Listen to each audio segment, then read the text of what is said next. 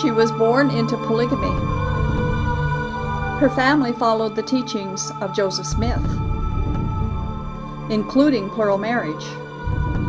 Like many young girls, she had been promised to a man who was her father's age. But she ran away. She chose hell over a life of polygamy. That girl was me. I was lost, alone, desolate. Then Jesus Christ found me and rescued me. In His love, I found real freedom. He is a shield to all who will take refuge in Him. This is why I can look back and ask, polygamy? What love is this?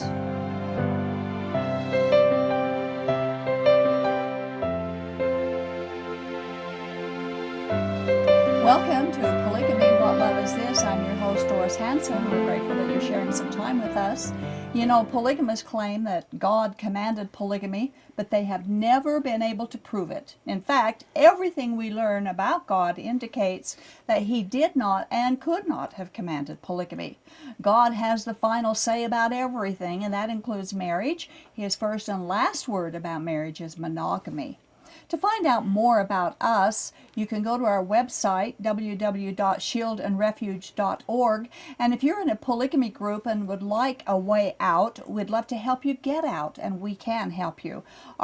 We do have a toll-free hotline. The number is 877-425-9993. We offer you hope and a support system. If you have questions, give us a call. We'll talk to you. We offer a safe place to go if you want to escape. And everything we do is held in strict confidentiality.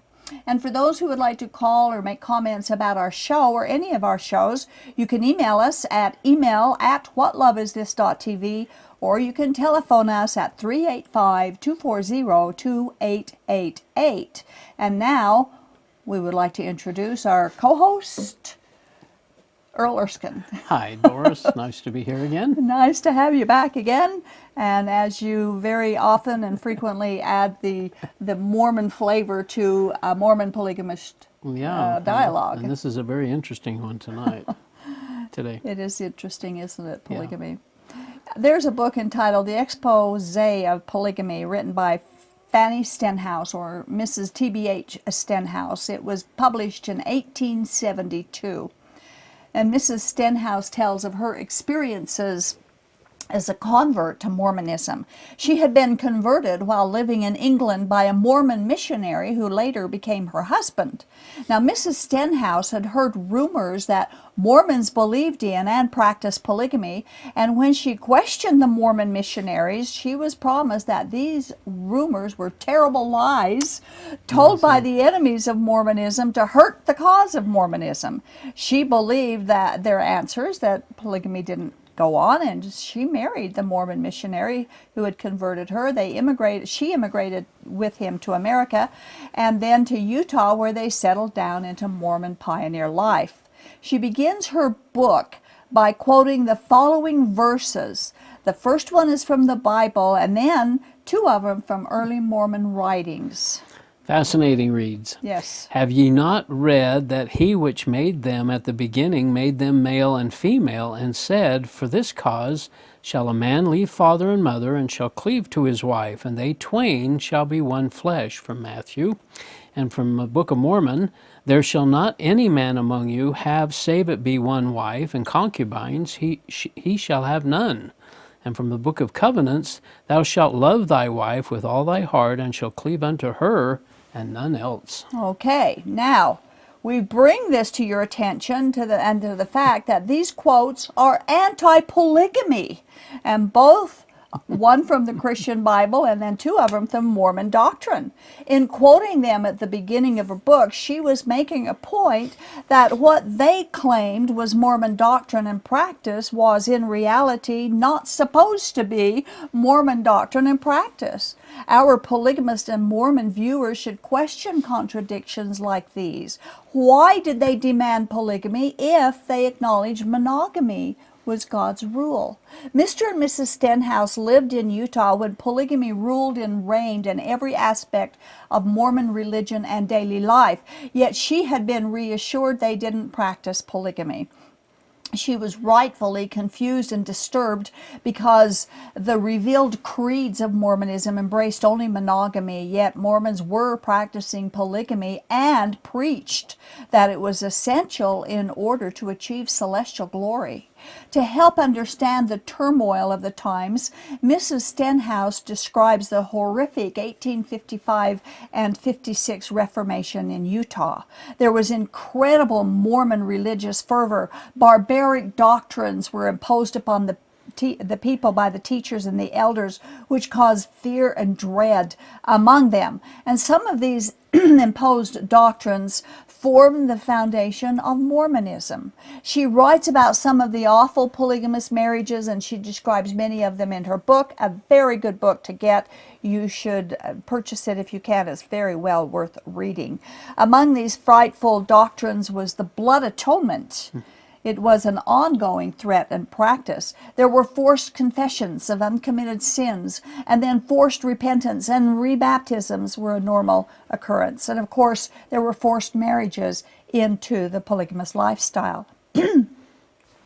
It was after this Reformation frenzy when Fanny Stenhouse began searching for a friend whom she had known in Switzerland before either of them had immigrated to Utah after they became Mormons.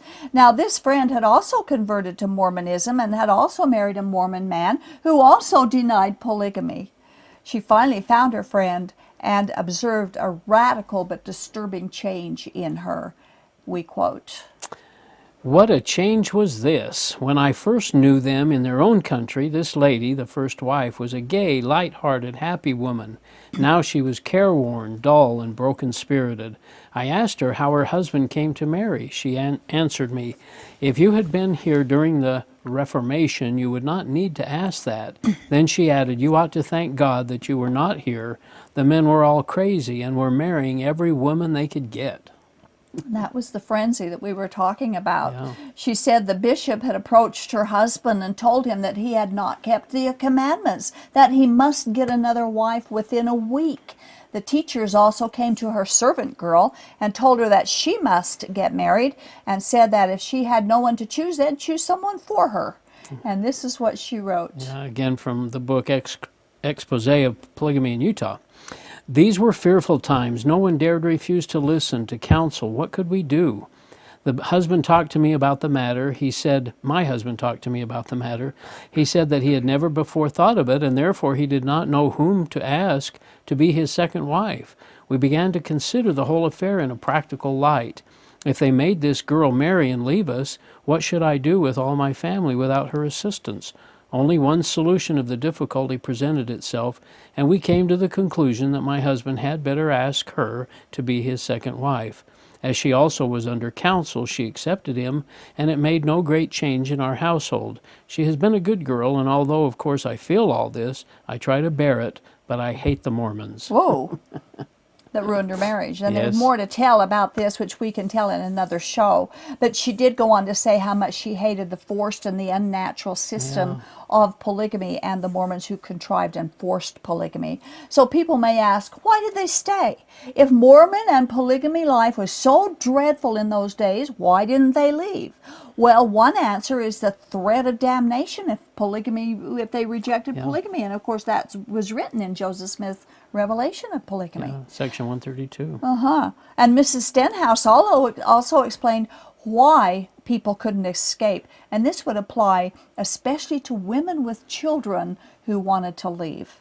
No one could see at that time how they could escape over these vast, dreary plains, and therefore they had to submit to their fate. There was nowhere they could run to be safe. There was desert on all sides, or on the east side, of course, there's the mountains that they couldn't get over, especially if they were trying to get out alone. There was no way anyone could escape and survive. And even if someone did have the courage to attempt an escape, there were some who did try, the Mormon avengers were after them, and they would bring them back to a much worse future, we quote. This is scary from the John D. Lee diaries.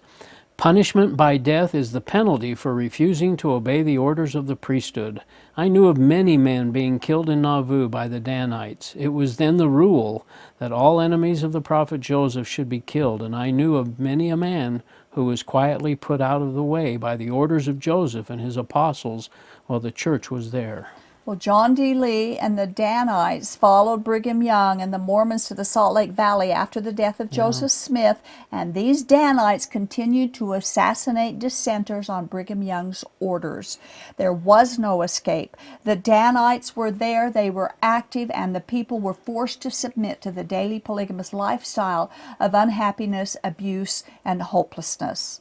Now, this is just another story of lives that are ruined under the guise of righteous polygamy. And there are hundreds of heartbreaking accounts of ruined lives under Mormon and because of Mormon polygamy, both in Mormonism then and now. Yeah. Fanny Stenhouse also wrote this. It is a matter of surprise to many persons that intelligent people can be influenced by the Mormon teachers to this extent. But it must be remembered that when once the disciples of any faith can be brought to believe in present revelation, they think it is wicked to question what they are taught, and they don't dare question, so they don't allow their own judgments to influence them in the least. And there's a crutch of the problem, Yeah. and she wasn't afraid to write about it. They were cautioned against thinking for themselves, Yeah. and that goes on today. Over 140 years ago, Fanny Stenhouse recognized the errors of early Mormonism and warned against the doctrine of a living prophet with new revelation.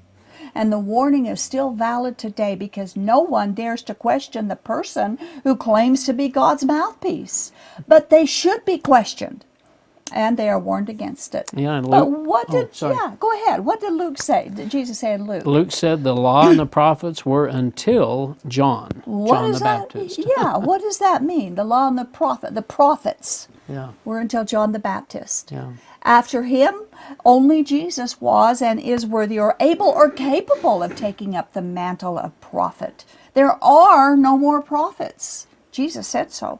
In Hebrews 1:1, 2, God, who at sundry times and in diverse manners spake in times past unto the fathers by the prophets, hath in these last days spoken unto us by his Son. He said in the past, God spoke through prophets. Yeah. In the past, God spoke through prophets. But in these last days, he speaks to us through Jesus Christ. This was an important scripture to me. It is to so realize. powerful, Yeah. so true. It just so clear that there's no modern day living prophet. God doesn't speak new revelation to us by Warren Jeffs or Thomas Monson or Paul Kingston or any other man that people may label as a prophet. We are supposed to listen and hear and obey Jesus Christ only. And none of those men are hearing from God on our behalf. God has warned us. And it doesn't matter what any other religion claims. The Bible came first, and God has the first and the final voice. The New Testament does refer to prophets, but the job description of New Testament prophets is also there, and it's not the way Mormonism or the polygamists give their job description to prophets. That's true. 1 Corinthians chapter 14. But everyone who prophesies speaks to men for their strengthening, encouragement, and comfort. He who prophesies edifies the church. Okay. He who... Everyone who prophesies. Do you see that? Yeah. Everyone. That means there's more than one person who's doing it. And they do it to encourage and edify and to teach others. It doesn't say anything about new revelation or to lead the church. It doesn't say that there's a prophet who's in charge of the church or who mediates the church to God or receives new revelation or predicts future prophetic voices. Now, the next two verses may shock you, but let's read them. They're so important. Also from 1 Corinthians 14. 2 or 3 prophets should speak, and the others should weigh carefully what is said. For you can all prophesy in turn, so that everyone may be instructed and encouraged. Does that ever happen in your Mormon congregations where 2 or 3 prophets got up and spoke? No. And For all sure. of them can prophesy in turn, where they took turns speaking. That's prophets for the New Testament kind of prophet. There's more than one prophet at a time, even in the same congregation, serving and edifying the needs of God's people. And notice also that those who listen are supposed to carefully consider and determine if what these people are saying is true, if they're biblical. We are commanded to test what they say. But in the Mormon minutes of the School of the Prophets, it says this: If the president makes a statement, it is not our prerogative to dispute it. the Bible says we're supposed to listen carefully. We're supposed to test it. We are supposed to dispute unbiblical teaching. We are commanded to hold up every teaching to the measurement of the Bible. The Bible's our guide. And if it doesn't measure up, like polygamy doesn't measure up, we are supposed to disregard it and toss out all those who are teaching unbiblical doctrine. And the Ward teacher's message in June of 1945 in the Improvement era. Yeah, people don't think this actually came out of the church. It does. When our leaders speak, the thinking has been done. When they point the way, there is no other which is safe. When they give direction, it should mark the end of controversy. This is true in polygamy groups as well. This may have come out of imagine. mainline Mormon, but the polygamy groups teach this as well. We cannot question our leaders. Now, can you imagine actually, as an LDS, actually questioning your prophet? Would you ever No, dare I wouldn't publicly have done question that. your? No. That's a radical thing to do, but that's what we're commanded to do. But there is no present-day prophet anyway who receives new revelation from God, because Jesus said so. God got it right the first time when he wrote the Bible, and it contains the complete and final word to mankind, and it contains everything we need to know. Yeah, from 2 Peter chapter 1, grace and peace be yours in abundance through the knowledge of God and of Jesus our Lord. His divine power has given us everything we need for life and godliness through our knowledge of Him who called us by His own glory and goodness. Everything we need to know is given to us in abundance. And so we don't, what do we need? Everything we need for life. Everything we need to know. And another thing, God has a special plan for each of us. But if we refuse to believe God and embrace a counterfeit religion, we forfeit God's best plans for us. And the ladies and the women in polygamy, please know that God's very best plan for you never includes polygamy. It never has, and it still doesn't include polygamy at all. And I would challenge every polygamous viewer and every Mormon. There's Mormons who still believe in polygamy. Yeah, I challenge them to find it in the Bible. Yeah. Not find the practice of polygamy, but the command. Right. Or the condoning, where God condones polygamy. You know, John Taylor was the third president of the Mormon Church, and he, of course, was a polygamist. I think the first 7 presidents of the Mormon Church were all polygamists. Yeah.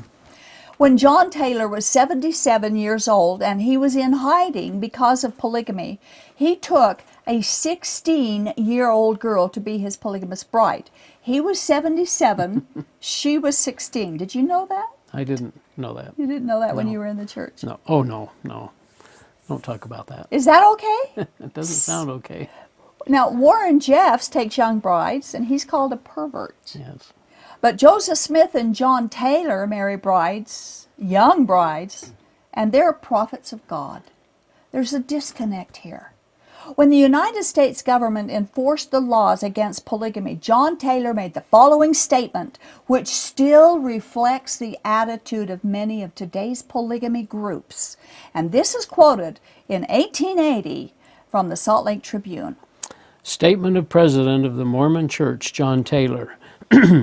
The people of the rest of the country are our enemies. We must not yield to them. They think we are foolish, and we think they are foolish.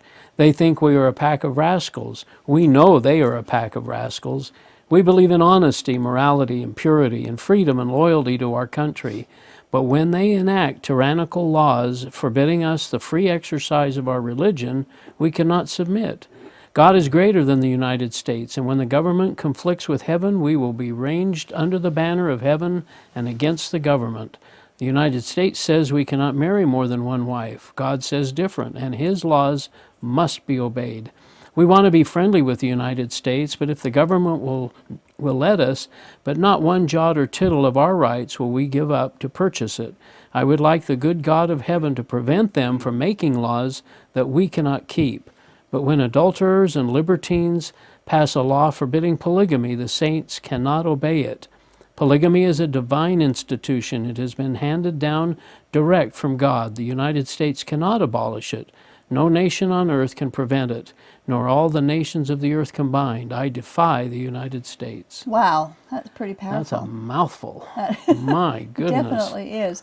And there's a lot in there, a lot of doctrinal things in there that the early, perhaps modern day Mormons don't realize how much I don't nonsense think so. is in there. Now, is this something quoted often in polygamy arenas? I mean, are they all aware of this? This exactly itself isn't quoted, but the attitude is. The John attitude. Taylor said, maybe it's not quoted, but they might paraphrase some of the things that he says. But certainly the attitude against the United States is true in the polygamy groups. Us against them. Yeah, it's us against them. All growing up in the polygamy group, it's always us against them. No matter who the them are, it's us against them. The Mormon scriptures not only denied that they practiced polygamy, but they also commanded against it even while they were practicing it. Now, it's another question. How can God command and condemn the same thing at the same time? LDS leaders, even today, continue to claim God commanded polygamy to the Old Testament prophets, but they're never able to say where on LDS.org when they wrote those essays on polygamy. They said, one of their sentences was, "We don't know why God commanded polygamy to the Old Testament prophets, but they don't ever say where. They never make a comment or a reference or a Bible or verse. They must have commanded it. Yeah, they just say he did, but they never prove it. But there's not one single verse in the Bible that's ever been presented to sustain Joseph Smith's claim that he was restoring God's biblical mandate to practice polygamy. It isn't there anywhere. Now, this shows the honesty. Remember what you just read? I just read We believe in being honest, right? Yeah. Okay. Now, in France in 1850, John Taylor publicly complained about accusations against them for practicing polygamy, and this is what he said. Now, this is honest, not Honest Abe, but Honest John. We are accused here of polygamy and actions the most indelicate, obscene, and disgusting, such that none but a corrupt and depraved heart could have contrived. These things are too outrageous to admit of belief. We declare that we believe that one man should have one wife and one woman but one husband, except in the case of death. Okay. Now, he talks about polygamy here being indelicate and obscene and disgusting. Yeah. And at the time that he said this and denied it, he had a dozen wives. Oh, my. John Taylor had a dozen wives when he said. Now, he said earlier that they believe in being honest. And yet, look at what he does about polygamy. And he calls polygamy by the... So if John Taylor really thought polygamy was obscene, why is he practicing obscenity? Or if he didn't think it was obscene, then he's lying about it. We've heard other stories about people being, well, like Fanny Stenhouse, but others that are told in Europe that they're not, the Mormons aren't practicing polygamy, but when they get here, they find out, yes, they are. That's what happened with Fanny Stenhouse and her friend. Yeah. They had been lied to about it, and then when they got here, and her husband said, well, we won't have to, it's a choice. Yeah. Well, they didn't have the choice. They were forced to, and eventually Fanny's husband was pressured into living polygamy, and it ruined their marriage. And they finally...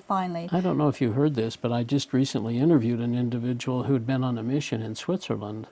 And he was telling the story that they represented themselves not as missionaries from the Church of Jesus Christ of Latter-day Saints, but that they were there as students, trying to do family values and family structure. Right up front, they were deceitful. Yeah, and this was, just not that many years ago. Yeah. But they were just not being honest about who they were and what they represented. were doing. And in fact, it wasn't even until the second visit beyond the initial one, but then they skipped one completely, didn't mention that they were from the church, but then the third visit, basically, then they were allowed or They were allowed to say encouraged who they were who they were from. really representing. It's awful.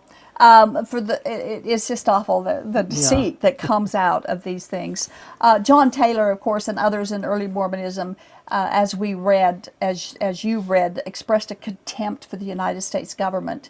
And for the most part, modern polygamy groups have maintained that same contempt. However, historically, and that's what's interesting about that contempt, is they haven't hesitated, and they still don't hesitate, to take advantage of welfare and free medical when they need it, and other benefits that the government offers them. And they call it bleeding the beast. But of course, that's a whole different show when we talk about the bleeding the beast. Time. Yeah, but I know today, in today's polygamy groups, as well as in when I grew up and in most of the other groups, they don't give their children proper medical care, proper dental care. We were taught that doctors were of the devil, that it was all a conspiracy to keep us sick. You know, they didn't really want us to get well. Medicine was, don't drink from the public fountains because they probably put birth control in the water, and all kinds of awful things that they taught us. They just don't trust the government. Wow. And you can see from that quote from John Taylor way back in 1850 where so much of that came from. Yeah, being deceptive and threatening.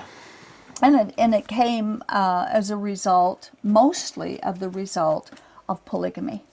All that because they fled to get away from the persecution because they were practicing polygamy. Men were taking young girls and they were afraid. You can imagine how afraid they would be. Well, and we were reading here about this frenzy from the Reformation in the 1855. I know you've done a show or two on that period of time. Yeah, we could do another one. When Jedediah Grant or somebody was going around and stirring up people, and they were having to be rebaptized and confessing to sins that they were forced to confess sins they didn't even commit, just to get the elders off their backs. It was awful. It's an awful time, awful place to be. So we talk about early Mormon polygamy, and we'll do more about this just to show you that the foundations really aren't as righteous as they claim that they are, that polygamy was a hardship then, and it is a hardship now, and God never has commanded polygamy, not in the Bible, and he didn't tell Joseph Smith to live it either. Thanks again, Earl, for my being pleasure. here Appreciate and helping. You know, despite all of the proofs supporting the accuracy of biblical translation, people still assert that we can't trust the Bible because it hasn't been translated correctly. But what they refuse to believe is that God is able to have kept errors from his word, and he did. Jesus believed the Bible. He quoted from it. He obviously trusted it. We have that same Bible today. And sadly, if the early Mormon women and today's polygamous women would trust the same scriptures from which Jesus quoted, they would quickly realize that polygamy was never from God or commanded by him. And it would have and would now save so many women and children from painful, abusive lives in polygamy. We encourage our polygamous viewers to trust and read and study the Bible alone, where God's ideal is monogamy. Thanks for watching Polygamy. What Love Is This?